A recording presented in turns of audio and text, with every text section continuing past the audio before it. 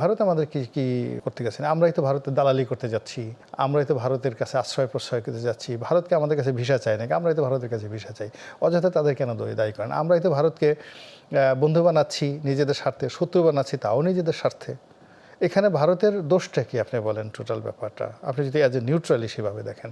তো আমরা বিভিন্ন সময় এই ট্যাগটা এমন যদি হতো যে না ভারত আমাদের এখানে সে গত 100 বছরে কখনো সৈন্য সমাবেশ করেছে, আমাদের এখানে এই জিনিসগুলো করেছে, আমরা যে ন্যারেটিভগুলো তৈরি করেছি আমাদের মধ্যে একটা বিরাট অংশ তারা ভারতের বন্ধু হতে চেষ্টা করেছে, যেটা নির্মম, নৃশংস এবং নির্লজ্জভাবে।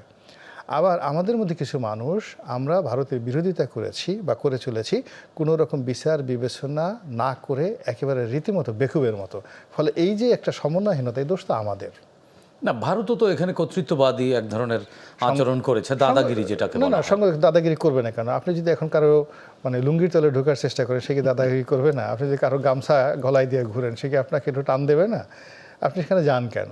আপনি স্বাধীন থাকেন, সার্বভৌম থাকেন, নিজেদের মতো করে থাকেন, মানে আপনি আপনার মতো করে থাকেন, যা আছে তাই। পৃথিবীর অনেক ক্ষুদ্র ছোট্ট জাতিগোষ্ঠী রয়েছে যারা এখন অনেকে অভিযোগ করছেন যে 1971 সালে যে মুক্তিযুদ্ধের মাধ্যমে বাংলাদেশ স্বাধীন হয়েছে সেই স্বাধীনতা আসলে ভারতের হাত থেকে আমরা মুক্তি পাইনি, পাকিস্তানের পশ্চিম পাকিস্তানিদের হাত থেকে আমরা রক্ষা পেয়েছি। ভারত ঠিকই আমাদেরকে নানানভাবে আষ্টে পৃষ্ঠে বা ঘিরে রেখেছে।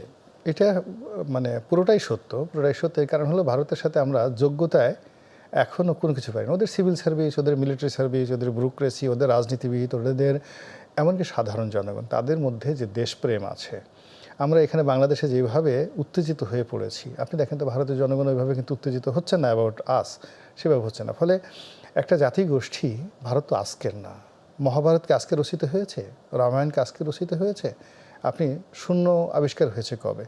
তা আজকে ধরুন 10,000 বছরের তাদের লিখিত ইতিহাস আছে, more than 10,000 years written history আছে।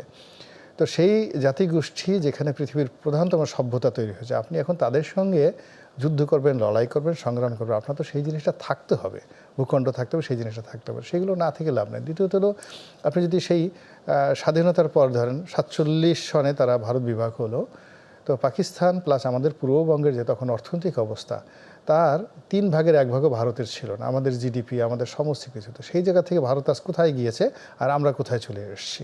আমাদের ইংরেজি বলা, আমাদের ধরন, আমাদের প্রকৃতি, আমাদের ইন্ডাস্ট্রিয়ালাইজেশন, আমাদের সোশ্যাল স্ট্রাকচার, আমাদের পলিটিক্যাল ইনস্টিটিউশন, এটার কোনোটাই কিন্তু দাঁড়ায়নি, ভারতের সাথে তুলনাই করা যায় না। আমাদের অযোগ্যতা বা আমাদের কি বলা যায় এটাকে, আমাদের অজ্ঞতাই আমাদেরকে পিছনে ফেলেছে বা এক প্রকার দাস শুধু বানিয়ে অজ্ঞতা রেখেছে। না, আমাদের অলসতা, অজ্ঞতা, নির্বুদ্ধিতা, আমাদের মেজাজ গরম, রাগ, আমাদেরকে নিচে রাখার প্রকৃতি, পরিবেশ, অনেক কিছু। আসলে আমরা নিচে থেকেছি, আমরা উপরে উঠতে চাইনি। উপরে উঠতে চাইনি, চেষ্টা করেছি, পারিনি, কখনো পারিনি।